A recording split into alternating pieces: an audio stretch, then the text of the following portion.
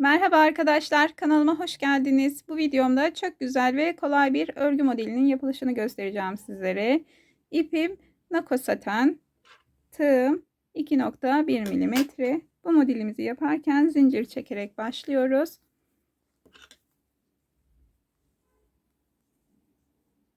Ben kısa bir zincir çekeceğim arkadaşlar. Modelin yapılışını göstereceğim için siz tabi kullanacağınız yere göre zincir boyutunu ayarlayabilirsiniz.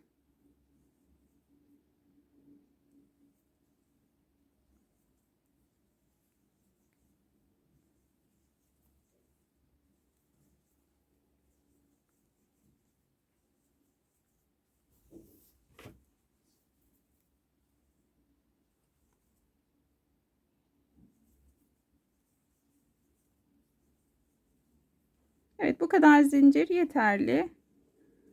Modelimi ortaya çıkaracaktır. Alt sıraya sık iğne yaparak başlıyoruz arkadaşlar. Ben 2 tane zinciri boş bırakıyorum. 3. zincire batıyorum. Bu sıraya sık iğne yapıyoruz. Şöyle göstereyim.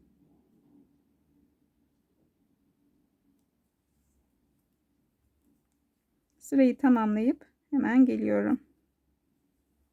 Evet arkadaşlar, bu sırayı tamamladım. Şöyle göstereyim. 2 zincir çekiyorum ve arkaya dönüyorum. Tekrar bu sırayı sık iğne yaparak devam ediyoruz. İlk göze değil, bu arada ikinci göze batıyoruz arkadaşlar. Bu sırayı da sık iğne yapacağız. Ardından sonraki sırayı da 3 sıra sık iğne yapmış olacağız. Evet, ben 3 sıra sık iğnemi tamamladım arkadaşlar. Burada 4 tane zincir çekiyorum. Dönüyorum. 2 kere doluyorum. 3 tane gözü boş bırakıyorum. 4. göze batıp üçlü trabzan yapıyorum. Bu şekilde ardından şöyle ilmeğimi, tığımdaki ilmeği, pardon, önce bir zincir çekiyorum. İlmeğimi biraz uzun tutuyorum. Burada zincirle ilmeğimi kapatıyorum. Tığımda ilmek birikiyor. Tekrar aynı işlemi yapıyorum. Ucunda ilmeğimi zincirle kapatıyorum. Bu şekilde arkadaşlar 4 5 6 ve 7 tane. Şimdi topluyorum arkadaşlar burada. Önce kapatıyorum. Sonra bir zincir çekiyorum. Bakın, çok hoş bir boğum oldu. 2 kere doluyorum. Arada 3 tane gözü boş bırakıyorum. 4. göze batıyorum. Tekrar üçlü trabzan yapıyorum.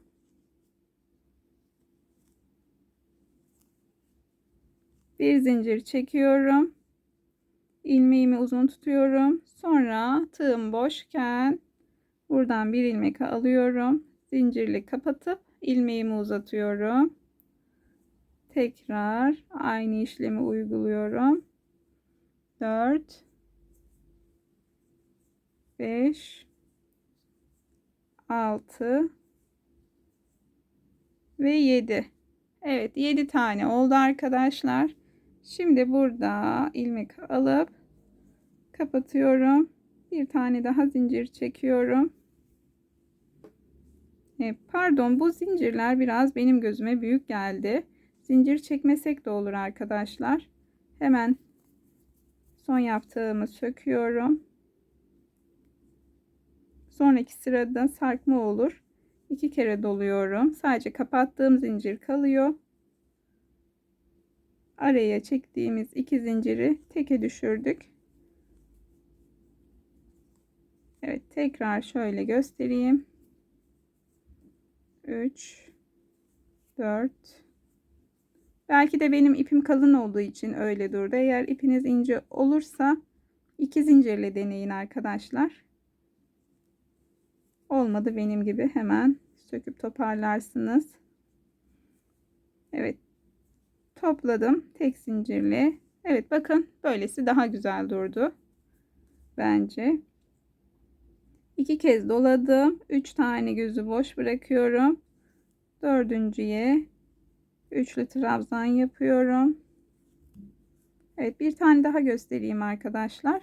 Sonra sırayı ben kamera arkasında tamamlayacağım. Bir zincir çekip ilmeğimi uzattım. Tekrar ilmek aldım, zincirle kapadım. Tekrar zincirle kapıyorum ilmeğimi. Bu şekilde arkadaşlar 7 kez tekrarlıyoruz. Tığımızda 7 ilmek olacak. Evet, bakın şöyle de göstereyim. İlmeklerimi kapadım. Duruşu bu şekilde arkadaşlar. Ben sırayı tamamlayıp geliyorum. Evet, bakın arkadaşlar, şimdi ben bu sırayı tamamladım. Burada yine 2 kez doluyorum. Şurada baştaki ilmeği üçlü trabzan yapıyorum. Ve bu sırayı bu şekilde tamamlamış oluyorum. Bir zincir çekiyorum. Arkaya dönüyorum. Buradaki boşluğa bir tane sık iğne yapıyorum. Ardından ilmeğimizin şu üst sırasındaki araya 3 tane sık iğne yapıyorum. Sonra buradaki araya bir tane sık iğne yapıyorum.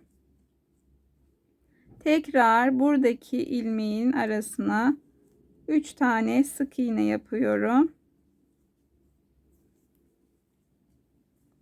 Buradaki boşluğa bir tane sık iğne yapıyorum. Bu şekilde arkadaşlar sıramızı tamamlıyoruz. İlmeklerin arasına 3 tane, boşluklara birer tane. Bu şekilde devam edeceğiz arkadaşlar. 3 sıra sık iğne yapacağız arkadaşlar bu sıradan sonra. Bu ilk sıramız, 2 sıra daha yapacağız. Aynı alt sıra gibi. Toplamda 3 sıra sık iğnemiz olacak. Kamera arkasında ben tamamlayıp geliyorum. Evet arkadaşlar, bu şekilde 3 sıra sık iğnemi de tamamladım. Sonraki sıraya nasıl başlarız onu da göstermek istiyorum. Burada 4 tane zincir çekiyoruz. Dönelim. 2 kere doluyoruz. Arada 3 taneyi boş bırakıyoruz. Dördüncü göze üçlü trabzan yapıyoruz. Bu şekilde bir zincir çekiyoruz. İlmeğimizi uzun bırakıyoruz. Tekrar ilmek alıp önce zincirle kapatıyoruz. Sonra ilmeğimizi uzatıyoruz. Tekrar aynı şekilde alt sırada olduğu gibi 7 tane ilmekle bitiriyoruz. Evet, bakın arkadaşlar, şöyle hemen topluyorum. Bir zincirle kapatıyorum. 2 kere doluyorum. Arada 3 tane ilmeği boş bırakıyorum. Dördüncü göze üçlü trabzan yapıyorum. Bir zincir çekiyorum. Bu şekilde arkadaşlar, gördüğünüz gibi oldukça basit. 4 5 6 7 kapatalım zincirle. Evet arkadaşlar, bu şekilde yaparak devam edeceğiz. Yine sonraki sıraya geldiğimizde ilmeklerin arasına bir tane sık iğne, üstüne de 3'er tane sık iğne yaparak modelimizi oluşturmaya, büyütmeye devam edeceğiz. Beni buraya kadar izlediğiniz için hepinize çok teşekkür ediyorum. Videomu beğenip kanalıma abone olursanız sevinirim. Hoşça kalın.